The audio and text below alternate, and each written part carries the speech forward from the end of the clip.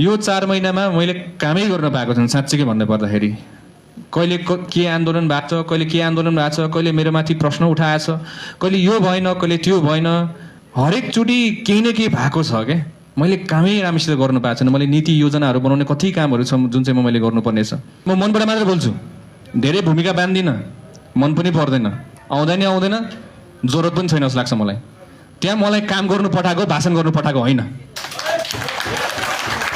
र तपाईँहरूको लागि मैले भनिरहेको छु, जस्तो सुकै व्यस्तता मेरो भए तापनि म समय दिनु तयार छु, म समय दिन्छु पनि। र मेरो फर्स्ट प्रायोरिटी हो त्यो।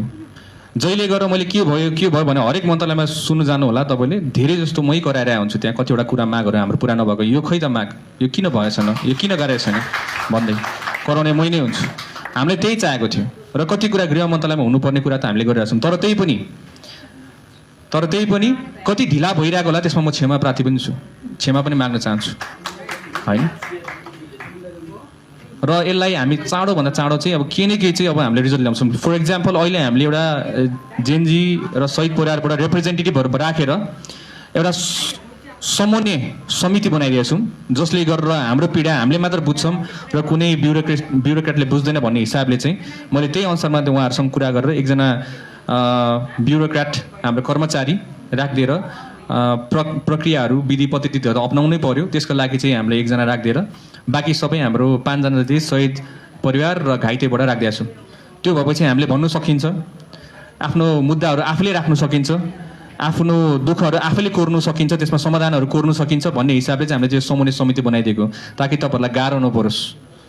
अब कतिजना भाइ बहिनीहरूसँग मैले भेट्न सकेको छुइनँ होला, तर तपाईँहरूले देखिराख्नु भएको छ कि यो 4 महिनामा मैले कामै गर्न पाएको छैन साँच्चै भन्दै पर्दाखेरि। कहिले के आन्दोलन भएको छ, कहिले के आन्दोलन भएको छ, कहिले मेरो माथि प्रश्न उठाएछ, कहिले यो भएन, कहिले त्यो भएन,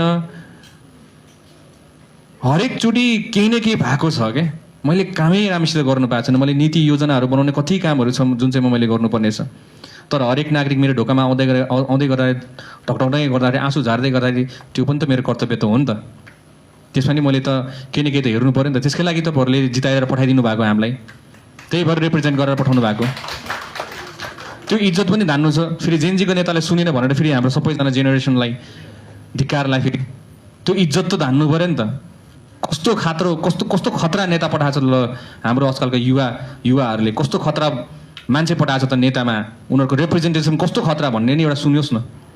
सदनमा बोल्दै गर्दाखेरि जहिले पनि तपाईँले देख्नुहुन्छ म मनबाट मात्र बोल्छु, धेरै भूमिका बाँध्दिनँ, मन पनि पर्दैन, आउँदैन जरुरत पनि छैन।